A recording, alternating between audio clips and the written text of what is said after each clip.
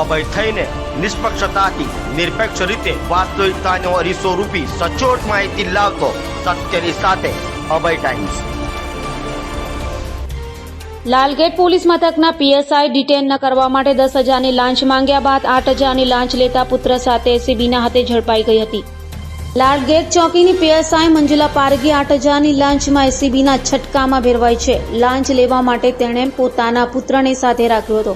સીઆરપીસીની કલમ 151ના અટકાયતી પગલાં ન ભરવા માટે ટેકનિશિયન પાસે તેણે લાંચ માંગી હતી। મંજુલાનો પગાર 70,000 છે। એસીબીના સ્ટાફે મંજુલા શંકરલાલ પારગી અને પુત્ર અશ્વિન પારગી સામે ગુનો નોંધી ધરપકડની કાર્યવાહી કરી છે। એસીબીએ જણાવ્યું કે લાલગેટ વિસ્તારમાં ઇલેક્ટ્રિકલ કોન્ટ્રાક્ટરને ત્યાં એક ટેકનિશિયન નોકરી કરતો હતો, જેની વિરુદ્ધમાં અરજી થતા કેસની તપાસ લાલગેટ પોલીસ ચોકીની મહિલા પીએસઆઈ મંજુલા પારગીએ કરી રહી હતી। રોજ એસીબીમાં ફરિયાદ મળેલી કે Lalgate police station Lalgate police ચોકીમાં ફરજ બજાવતા પીએસઆઈએ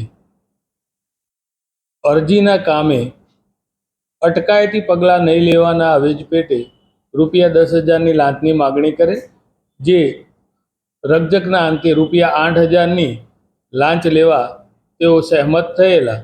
તો લાલગેટ ચોકી પીએસઆઈ મંજુલાબેન તથા એક પ્રજાજન અશ્વિનભાઈ નાઓને રૂપિયા 8,000ની લાંચ લેતા અટકાયત કરવામાં આવેલી છે અને તેઓ વિરુદ્ધ કાયદેસર કાર્યવાહી હાથ ધરી આગળ તપાસ હાથ ધરેલી છે।